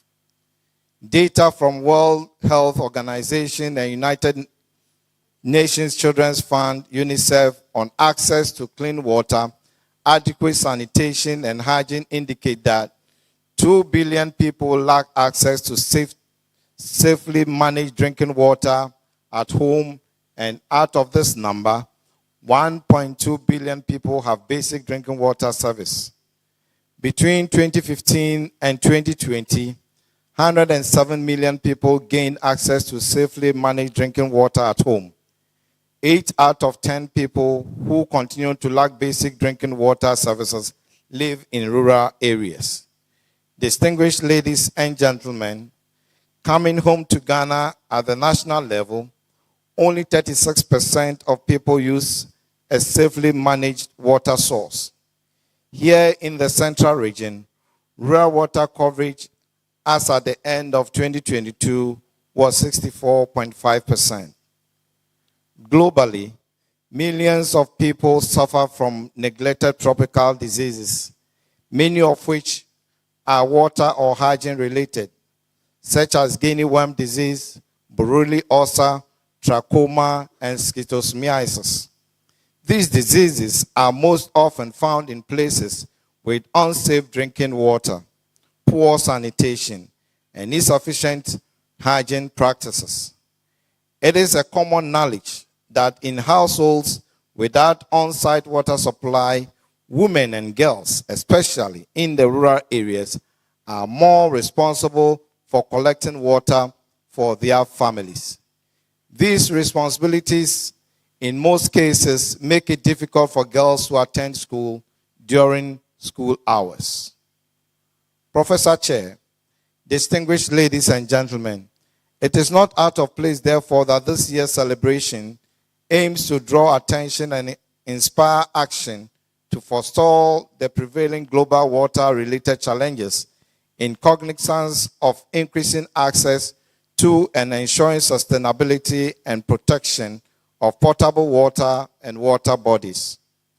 It is on this basis of the foregoing considerations that I deem this year's theme, Accelerating Change Through Partnership and Cooperation, very important. The theme ties in with this year's global celebration focus and implicitly stresses on the need for all of us to form a united front against the destruction and pollution of our water bodies to ensure the production and access to potable water for our very survival. Professor Chair, there is no gainsaying the fact that in Ghana, a great deal of our water bodies are polluted largely with illegal mining activities, as we all know, Galamsey, even though industrial waste, household disposals, and farming are also contributing factors. Indeed, the least said about the resultant cost of these unfriendly environmental activities, the better. The continual destruction of water bodies through illegal mining has drastically increased the cost of treatment of water, not to talk of the associated diseases and problems that come with this pollution. The government has, since the assumption of office, persistently fought against illegal mining activities.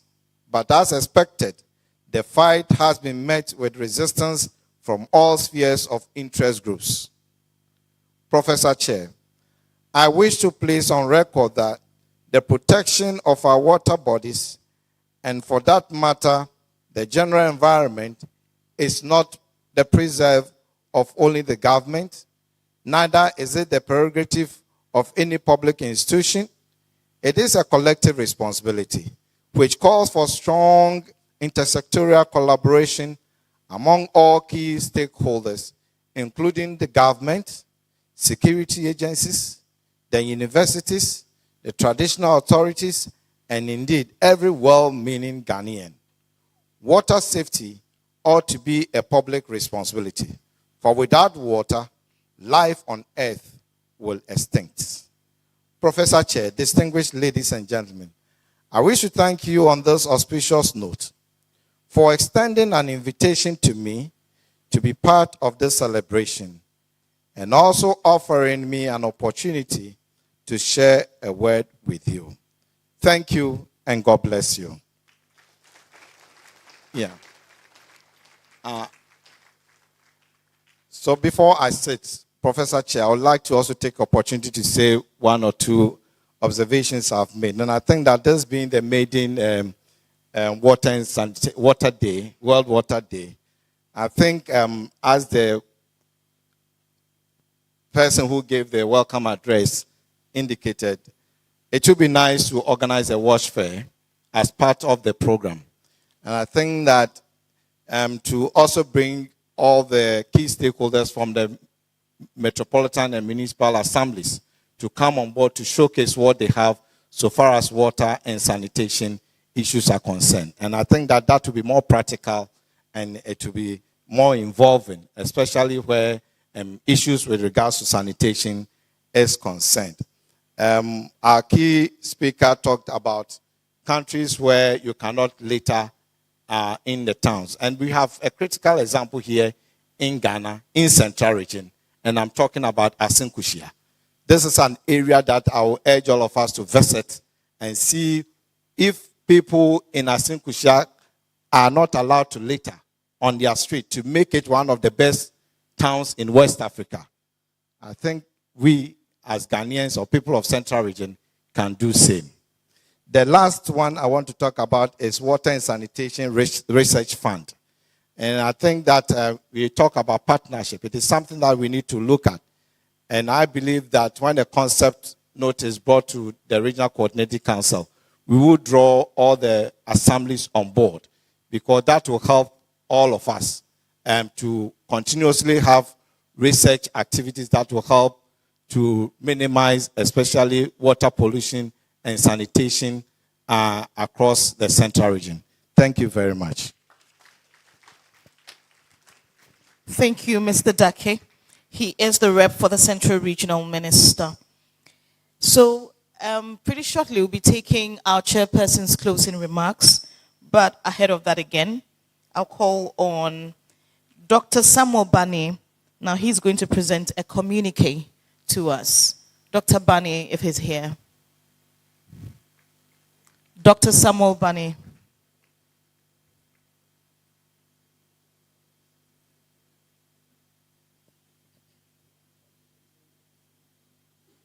So whilst we wait for Dr. Bani to arrive, I would want to acknowledge the media team who are here. They're coming from the Campus Broadcasting Services Center. They are a staple within the Directorate of Public Affairs. And so this event is streaming live on TVUCC on YouTube. So from here, you can revisit the page and then you watch this event. So Dr. Bani is here. Let's do it for him. He is going to present a communique to us. The applause sound a bit weak. Let's do it.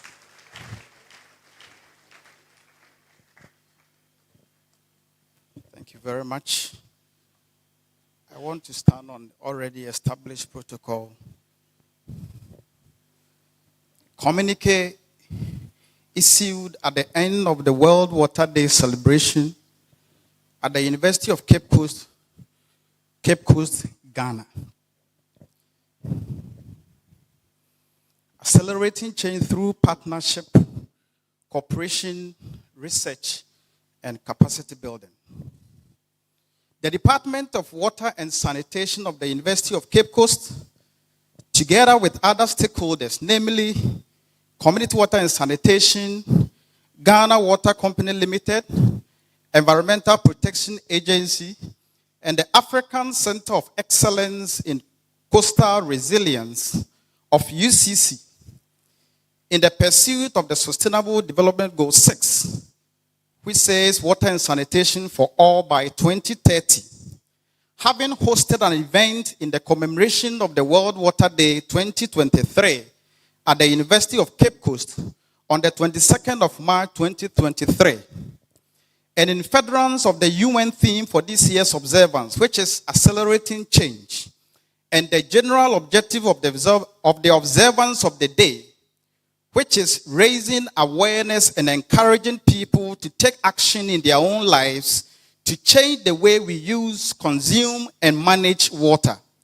Having considered and discussed some crucial issues within the country's water and sanitation sector, including the improvement in the living standards of Ghanaians through increased access to and use of safe, adequate, and affordable water, sanitation, and hygiene practices, and sustainable management of resources, and taking cognizance of the ban on illegal mining and other strategies aimed at improving and protecting the nation's water resources, hereby resolves as follows.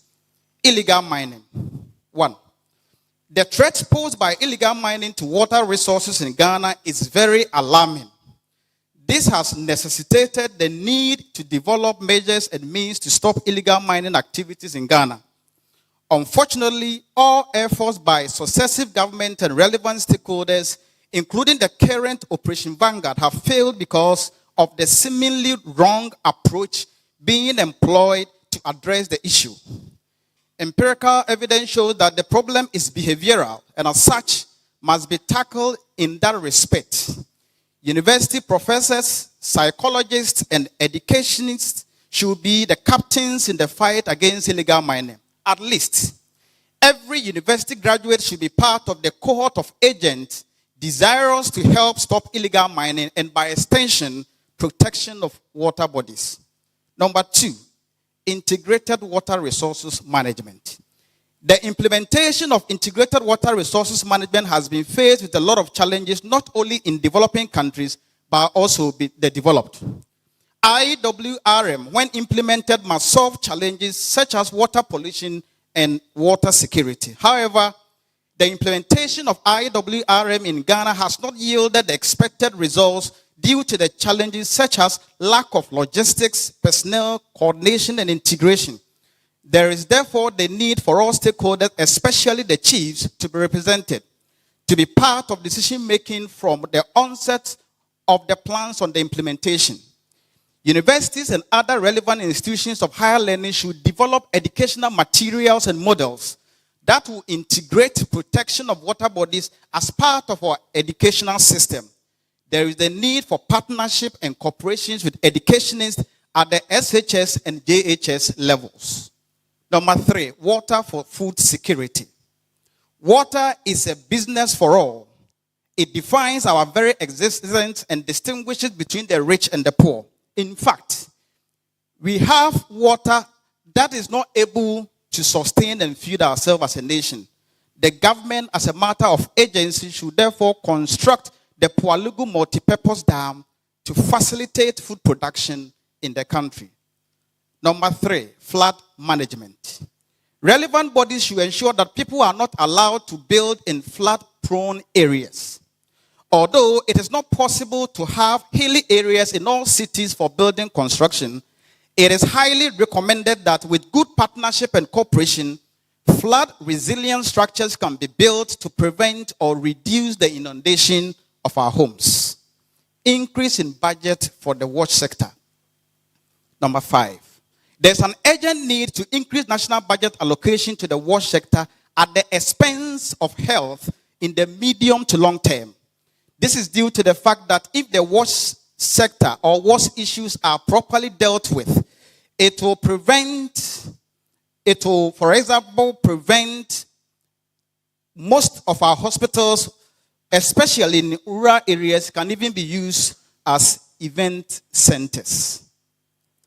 Number 6, sustainable management of wetlands. Industrial and illegal mining activities are threatening surface water resources. Strangely, wetlands, which serve as sinks for most contaminants, are under serious threat. Most wetlands are receiving waste that far exceed their capacity and ability for remediation.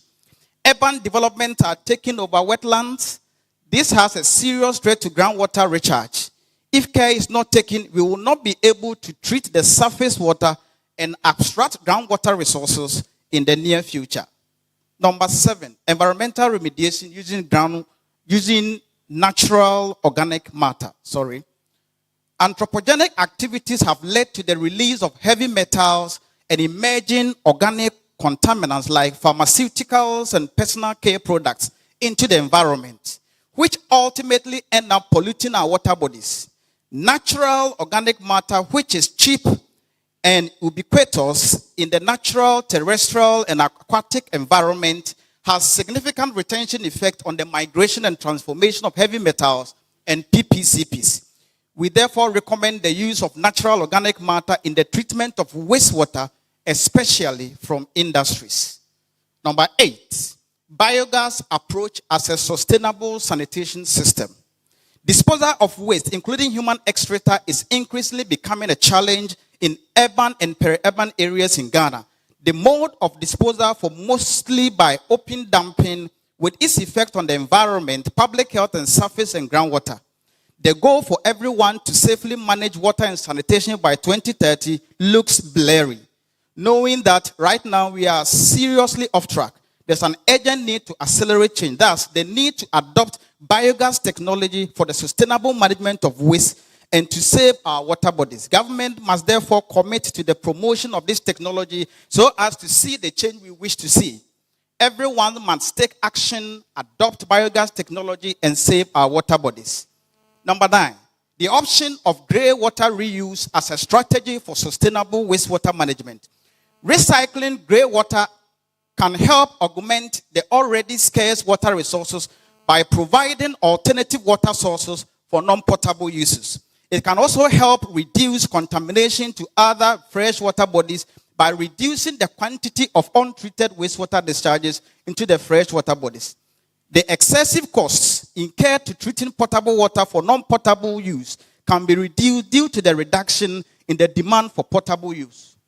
Understanding and promoting greywater reuse can support the attainment of the SDGs. For example, irrigation with greywater can help attain food security and improve nutrition, which is the focus of the Goal 2 on ending hunger. It can also reduce the incidence of waterborne and other water-related diseases, as well as reducing the number of illnesses associated with soil and water pollution, which is the focus of Goal 3. Number 10, addressing barriers to toilet usage as a strategy to curb open defecation. We recognize the significant threat to safe drinking water, and for that matter, public health, that results from open defecation, which commonly arises from a lack of access to decent and affordable toilet facilities. We therefore call on all stakeholders, including the central government, city authorities, property owners, individual households, and law enforcement agencies to play their roles in addressing all barriers to regulate toilet usage and completely eradicate from all communities the practice of open defecation, which has been identified by the WHO as the riskiest sanitation practice. The last but not the least, pathway for solid waste modernization and sustainability in Ghana. Inadequate solid waste management and the high incidence of littering contribute to growth of solid waste patches in our water bodies, causing flooding and affecting individual livelihoods and public health. Diverting biodegradables from landfills, providing locally appropriate waste receptacles in schools, homes, and public places, promoting separation of waste at the source, educating and including service providers and service beneficiaries in decision making, targeted capacity building of graduates in the field of waste management, recognizing and supporting the informal sector to unleash their full potential, as well as government's financial commitment to the waste management sector, will provide the sustainable pathway that will accelerate behavioral change, strengthen institutions, support the country to meet the demands of the sustainable development goals. Thank you very much. Thank you, Dr. Bani. It's time to pick the final remarks from our chairperson. Prof. Chair, you have the stage. Let's welcome him.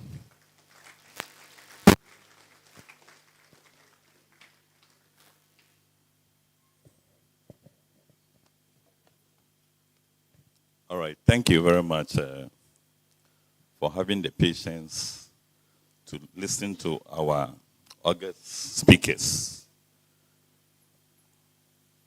We first of all heard from our speaker, Mr. Isaac Kwesi Brown. He spoke on the advancement of water, and then also made mention that in the abundance of water, the fish is what? Thirsty. He made example between Ghana and Burkina Faso, where Ghana, we have abundance of water, but we are importing tomatoes from Burkina Faso. In fact, we have to make a change to do the reverse. He also made mention of making an appeal to all of us to wake up from our slumber and take up the mantle of protecting our water bodies. Also about the menace of anthropogenic activities, that glamsey, sun winning, and etc. He made mention we should desist from it and the best practices that we can wean ourselves away from. Our second speaker, our special guest, Professor Ato Duncan, also spoke on the way we should protect our plants. Without plants, when the last tree dies, the last man also dies. So we need to protect our plant water bodies. And then also, he also made some solutions that we should take multidisciplinary approach. That's inviting all stakeholders to help in solving this canker.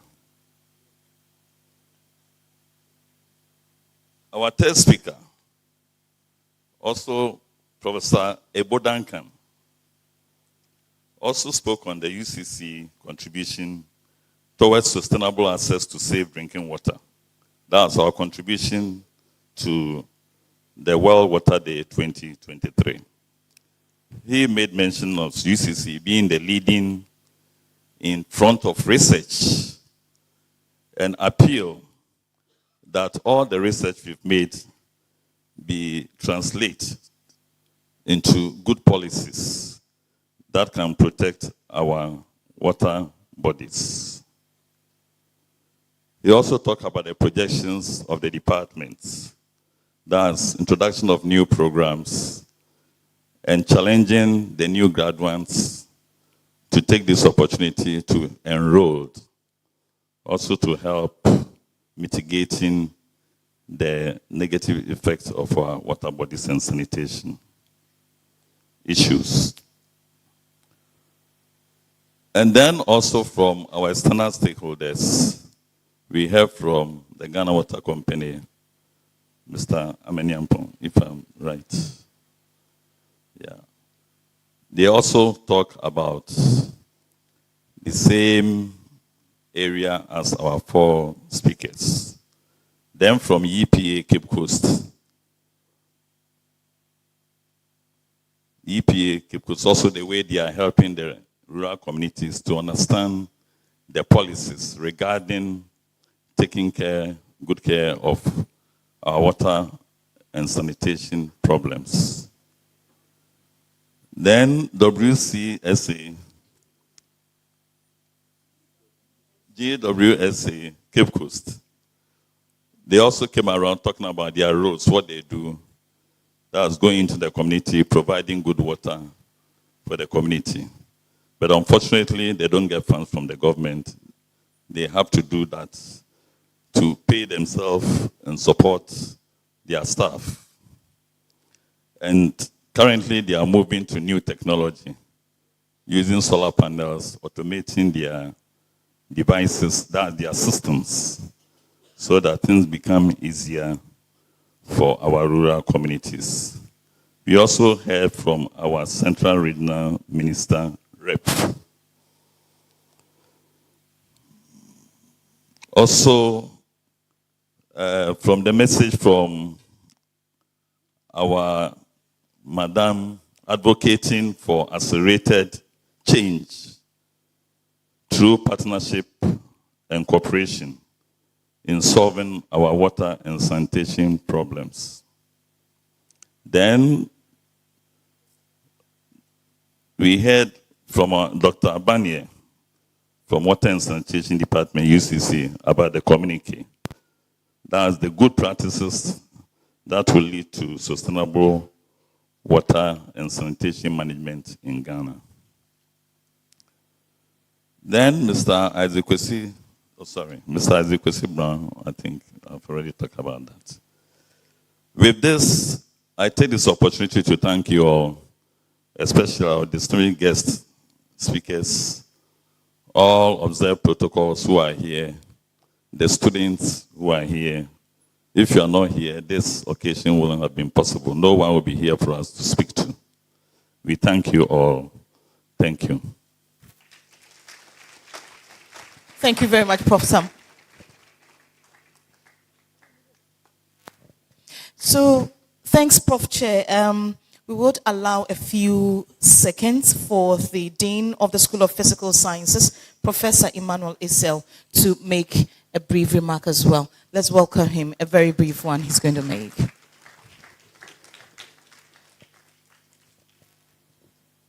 Thank you very much. Mine is just an appeal to our young students here. You know, today, marks Water Awareness Day. Sometimes you go to the secondary schools and they waste a lot of water. Now that you've heard a lot, when you go back to your schools, stop cupping your hands in drinking water. You see that there'll be a lot of pipe sounds there. And the student will just pass by, cup his hand, and then will be drinking. And the rest of the water will be flowing down. Now you know the seriousness that we are in. People are destroying our water bodies. Go back to your various villages and then make them aware that this is a serious situation. So, Daddy, if you are in Galamsey, can you help stop it? You can make the direct appeal because you have heard what is happening. So do that. And then the last one is that the School of Physical Sciences, the College of Agricultural and Natural Sciences, God willing, will have School of Sustainable Engineering. And I want to appeal to our SS3 or the secondary school students that next buy UCC forms, choose water and public health